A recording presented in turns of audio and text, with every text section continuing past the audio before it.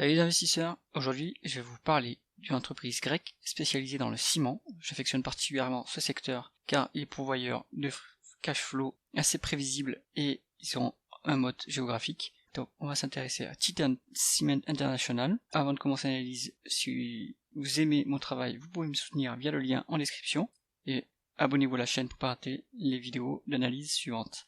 Allez, on commence tout de suite. Titan Cement International, entreprise grecque spécialisée dans le ciment. On regarde le cours de bourse, il est au plus haut sur 10 ans, donc ça c'est très bon signe. On va regarder le chiffre d'affaires par croissance organique et par acquisition. Il y a une acquisition en 2017 et pas d'autres significatives si Coifin est juste. On voit qu'il se passe quelque chose d'intéressant sur le chiffre d'affaires. Depuis 2021, ça ne fait qu'augmenter, donc il faut savoir ce qui se passe derrière. Est-ce qu'il y a des plans d'infrastructure? On sait, par exemple, dans les rapports financiers, on sait que Titan Cement International est aux États-Unis. Aux États-Unis, il y a un gros plan d'infrastructure. Est-ce que l'entreprise en profite? Là, il faut regarder les publications. On va regarder les taux de marge en augmentation depuis 2019. C'est très bon ça. On voit que le taux de marge brut augmente.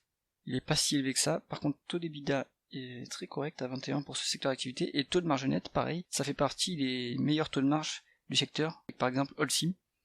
Vicar est un peu plus bas que ça. Donc là, c'est beau. Il faut savoir ce qui se passe. Donc, est-ce que les free cash flow sont cohérents avec les bénéfices nets? Les free cash flow sont supérieurs aux bénéfices nets. Donc ça, c'est très bon. Comment ça peut se produire? C'est grâce souvent aux dépréciations que les cimentiers peuvent passer sur leur appareil industriel. Donc on peut regarder ça. En effet, l'entreprise accumule les dépréciations pour 2 milliards sur 10 ans. Donc ça peut expliquer ce décalage. Bien sûr, comme d'habitude, on regarde ça dans les rapports financiers. En tout cas, pour évaluer l'entreprise, on peut se baser sur les free cash flow qui représentent la rentabilité réelle. Si on regarde justement les ratios de rentabilité, on va se mettre sur le ROIC, 14%, au plus haut sur 10 ans, très beau. Donc là, il se passe vraiment quelque chose sur cette société. On va regarder la dette nette, elle est à 640 millions, contre un EBITDA à 560 millions. Donc là, pareil, l'endettement est assez faible finalement, en tout cas c'est très bon par rapport au free cash flow. On est un peu moins de 3 fois les free cash flow.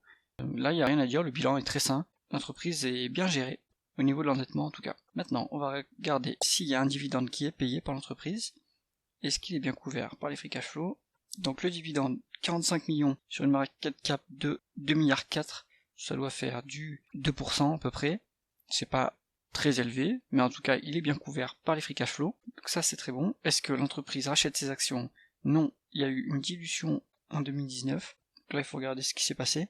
Peut-être une grosse augmentation de capital.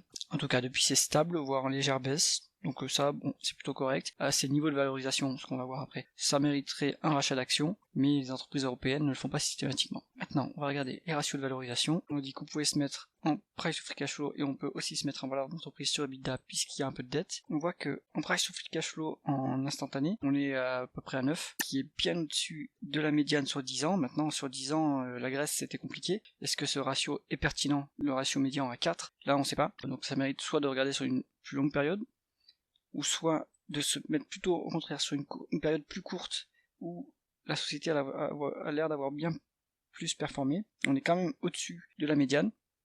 Et en valeur d'entreprise sur EBITDA, par contre, on se trouve en dessous de la médiane. Donc, à voir le critère, est-ce que les free cash flow sont temporairement bas comparé à l'accoutumée parce qu'il y a peut-être des capex? Ça, il faut aller regarder, la politique d'allocation du capital. Et sinon, en valeur d'entreprise sur EBITDA, on a une légère marge de sécurité. Est-ce que on a une marge de sécurité sur les actifs tangibles? Donc les actifs tangibles des cimentiers, ce sont les usines, les stocks et compagnie, donc quand même des actifs qui ont de la valeur en cas de liquidation. Donc là on voit qu'on est à 2 fois les valeurs tangibles, la valeur tangible de l'entreprise, donc là ça commence à être cher payé, il n'y a pas de marge de sécurité à ce niveau-là. Dernier point à regarder sur les cimentiers, est-ce que l'entreprise dispose d'assez de droits CO2? Donc c'est les droits sur le marché du carbone européen pour pouvoir poursuivre l'activité. Les entreprises émettrices doivent acheter ces droits par rapport aux émissions qu'elles font, et si elles sont en déficit, elles doivent s'en racheter sur le marché. Donc il faut regarder si l'entreprise a assez de droits pour poursuivre son activité sur le long terme. Conclusion de la vidéo, Titan Cement International,